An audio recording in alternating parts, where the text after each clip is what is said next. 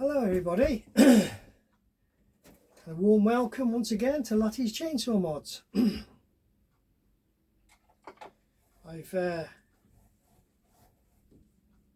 been working on this 017 today. This is one that basically somebody didn't want and they just threw it in the back of their bloody shed or whatever, and it was because it wouldn't start, you know. Anyway, I stripped it and what have you, and the carburettor was really filthy inside, and full of water,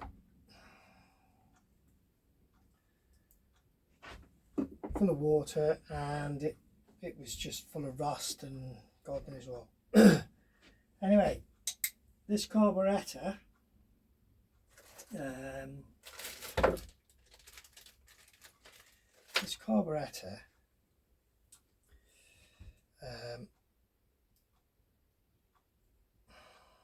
only had, it was one of those non-adjustable types, you know. I like to adjust I always like to adjust mine. I mean, I've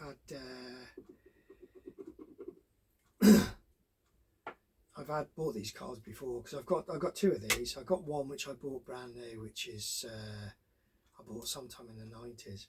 This one, believe it or not, is a newer model. I think it's 2002 or something. But basically the reason it wouldn't start was because it had carburettor issues. Okay, so I bought a carburettor, an adjustable carburettor, a cheap one, and I banged it on, got it going, ran it for about 5 minutes because I've got no timber to cut at the moment. All the winter timber's done for this year, so I haven't got any. And put it on, ran it up, set the carburettor, blah blah blah, and I put it in the shed, see. And anyway, now and again I'll get these saws out and just give them a bit of a run, and this one was ticking over on the floor the other day and it cut out. Fired it again, did the same again, it kept cutting out, and then I tried revving it and it's bogging out. So I tried tuning the carburettor, wasn't really getting anywhere. So I thought to myself, okay, I'll have a look at this. And this is the only one that I've got issues with at the moment. And anyway, I put it in here and I thought I'd have a look at it today. So I've just found the fault now, set it up, and it's running lovely now. It's taken me a little bit to sort of find this problem, which is a bit silly because I've had this problem before when I fitted a spurious carburettor. But the thing is, you always think, oh, it's not going to be that, it's going to be someone else, blah blah. So you have to go through the motions. Anyway, it was flummoxing me a little bit, you know. I tried a new diaphragm in it because it looks a bit baggy, the other diaphragm. Tried that in it, tried different ways of setting it up and what have you, and it kept sounding like it's running out of fuel all the time, and then it kept cutting out. So I thought, I'm going to find the old carburettor. Luckily I keep all the old bits. I've got boxes for different saws that I own, and I keep new or used parts in them. It's always handy to go back and have a look at an original part in case there is an issue. And like I said, I've had this problem before, so it was something I quickly checked on this carburettor as soon as I got out of the box, and I thought, yeah, that's it. It's so basically what it is. I'll see if I can show you. There's a close up.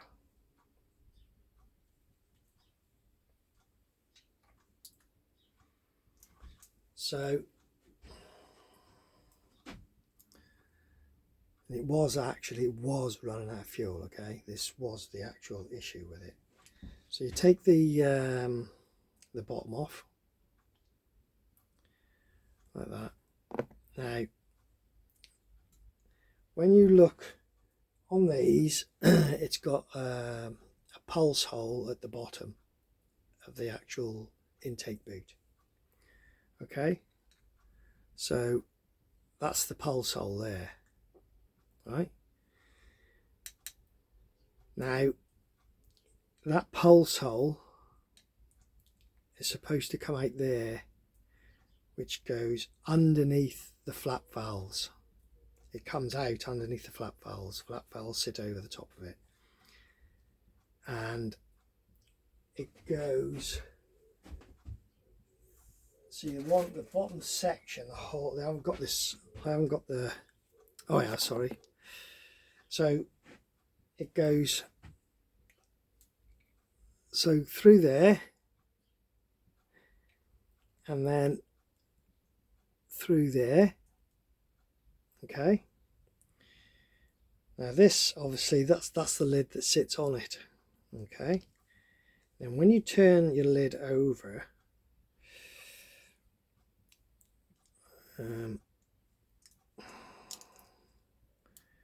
there's a little hole, which is, I don't know if you can see or not, but it's there. A small circular hole there. Okay, so that hole then comes out. If you pull this diaphragm back,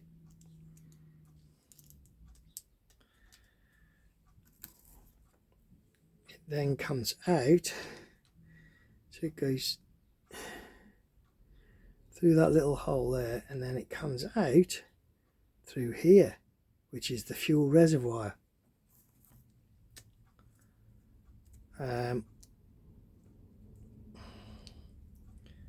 So basically it's pulse sucking the fuel from the fuel reservoir, and then it's transferred up through the two flap valves and into the carburettor. Okay, and that's how it gets the fuel. That's how the fuel gets into the actual. It's got it's like a fuel bowl inside. It's tiny because obviously it's being replenished continuously, but that's the fuel bowl there, that dish there. So basically it fills that up. So what I found was that on the new carburettor that I'd fitted, the adjustable carburettor, there was a hole there, but it was blanked off inside. So this piece here was blanked. So all you have to do is get yourself a small drill and just drill through there. Okay, and I've just done it on this, and now it's filling the fuel bowl up and it's running perfectly. Okay, but like I said, this is why I always keep all the old parts, label them to say whether or not they're faulty or whatever, and so you can always go back to it. I mean, I think I would have found it eventually anyway, because I have had one of these do this before, but you know, it's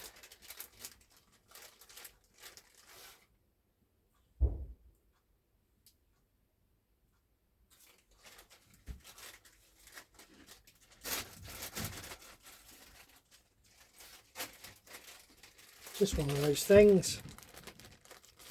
So it was running out of fuel. That's what it was doing. It was emptying the fuel bowl. It was emptying the fuel bowl and then obviously bogging out. That's something. There's that. I mean, obviously there's the fuel regulators, which I said, which I've shown you that before as well, I think. So you've got to set your fuel regulator right.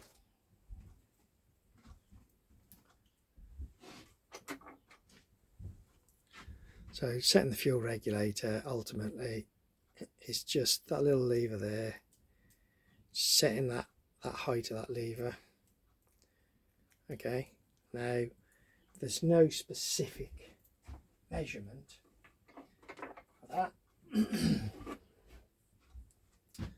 So the pulse for this one, I haven't got the top of this one because I swapped it onto the other one.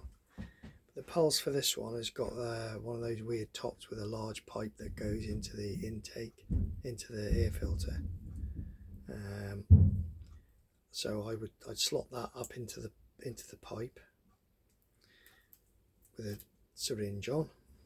Okay, so that will go on into the large pulse on the top of the carburettor.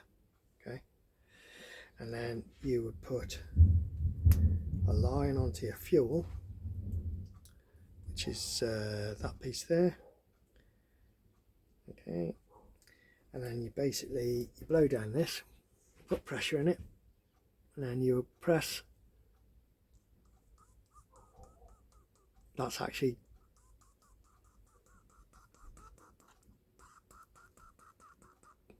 okay, so it's working, this one is, but so you put pressure down this pipe like that by blowing down it. You have this in your pulse pipe at the top, and then you'd pressurize it a little and it should open up the fuel side. You should feel it, and then you pull it back and then it will close the fuel supply. Okay, and that's how you set it basically. You're just checking to make sure that it actually does work through the pulse system. And obviously to adjust it, so if you're getting no fuel by doing what I've just done, you would lift up that lever just a little bit, just to allow it to open a bit further, and then you would keep doing that, either raising it or lowering that lever until you've got it working out the way you want to get it working. So there's two faults there. That drilling basically will make it feel like it's running out of fuel, because that is what it's doing. It's running out of fuel because you're getting no fuel into the fuel bottle. So I thought I'd just show you that.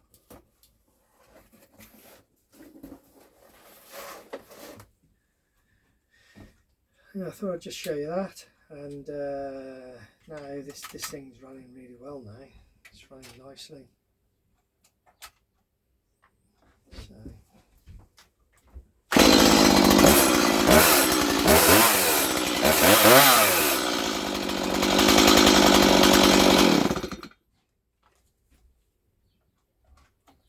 Started nice, ticks over nice. It's not bad for a... That's the only thing I did to this, you know, just change the carburettor. Obviously I had that issue with it, just that I've just been explaining to you about. But now I've put that right.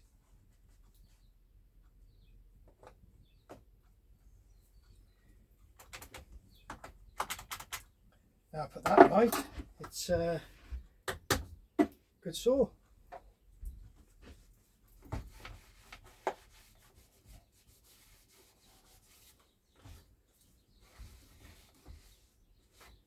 Yeah, nice saw.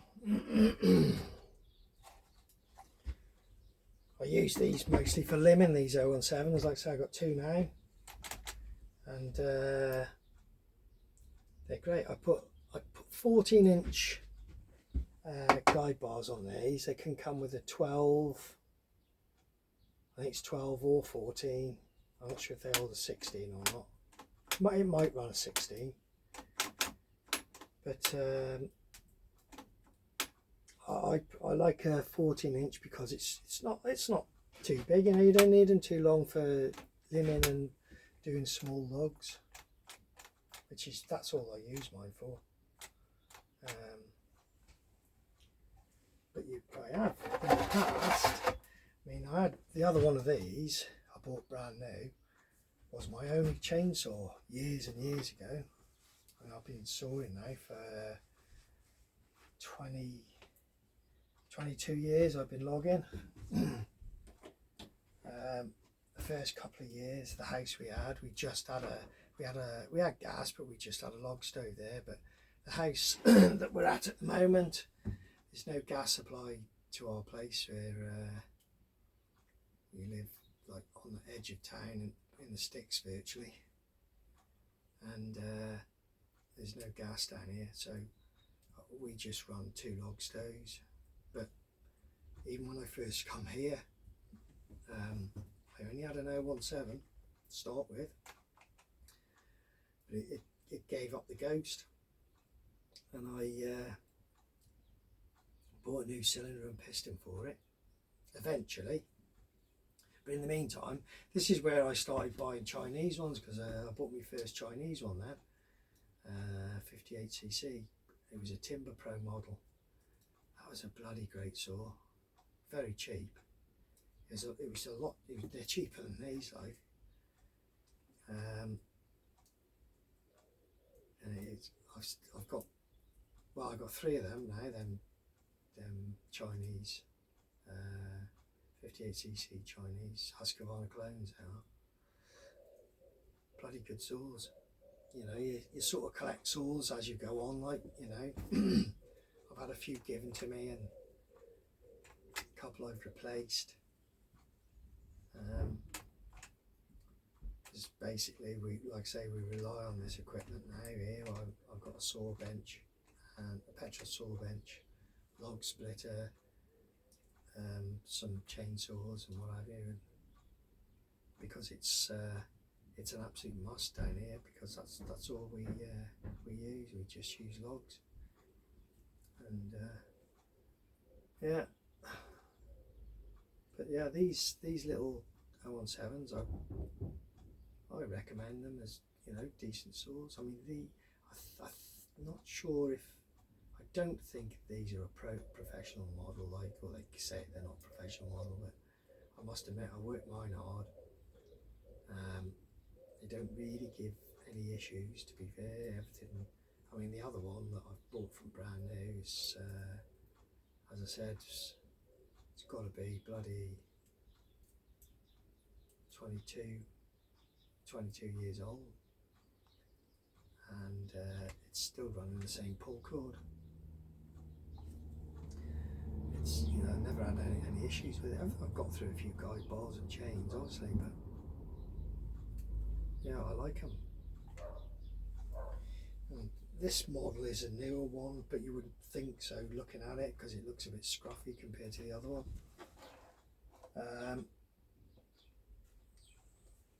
But you know, it's still the same motor and everything. It's basically the same, slightly different air intake on the cover. The covers look slightly different, but other than that, they're the same. And now both of them now have got fully adjustable carbs on them. They haven't got those silly little carbs where you just adjust the idle, and then eventually, as they wear out, all they do is rev high all the time. And it's a pain, it is. That's the reason why people change them to the adjustable ones, because then you can just set them up properly. See, and I always think, I mean, it's revving because it's getting more air than fuel. That's why they rev, because you're unable to adjust the fuel. Problem with that, if it's revving because it's getting more air than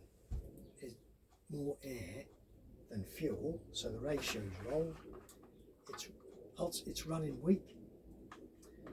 So if it's running weak continuously, it's going to wear your bearings out, your cylinder and piston rings, and probably piston. They're all going to wear out prematurely.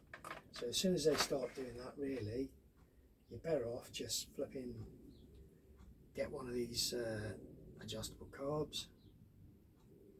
I think they're only cheap.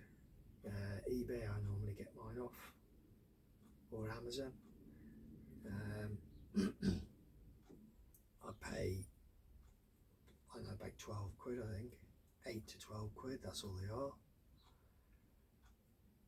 And they seem alright. Yeah, okay, you have to piss about doing these little mods and what have you, but if you're buying a still one, if you buy a proper still carb, I don't know what you're looking, probably 50, 60 quid I suppose for one of them. You know, what's a little bit of extra work? So yeah, so I've got 2 of these now, 2 good running saws. So yeah, carburettor fault find and repair on the adjustable carb for the sthil ms017 or 017, whichever one you want. This is called 170, the other one's it says 017 on it. Don't know why they changed the numbers a little bit, but they're the same saw ultimately, same size engine and everything. So yeah, that's that. So I hope that's helpful to everybody that's interested. You know, it's a little sort of a little small job to put right. If you do convert it and you think it's running out, that'll be what it'll be. It'll either be a fuel regulator not set correctly, which is, if you've got the carb off anyway, you can just do that. But just always just make sure that that pulse hole is drilled through so that it reaches into the fuel bowl in the carb. Because like I said, the 2 I've had blanked off. You know, you just got to put a small drill bit through it, and then jobs are good in. That's the kind of size I use. It's just a little, very small drill bit. Like 2 mil, I think it is. So, thanks again for watching Lutys Chainsaw Mods. Gonna go in now for a brew. Nice cup of tea. It's been frosty out here today. Very hard frost. I've even had to get the fire going in here again today. Because it's blinking freezing.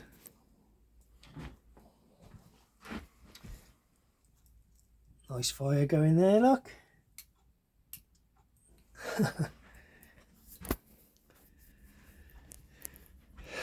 So thanks again for watching Lutys Chainsaw Mods, and bye for now.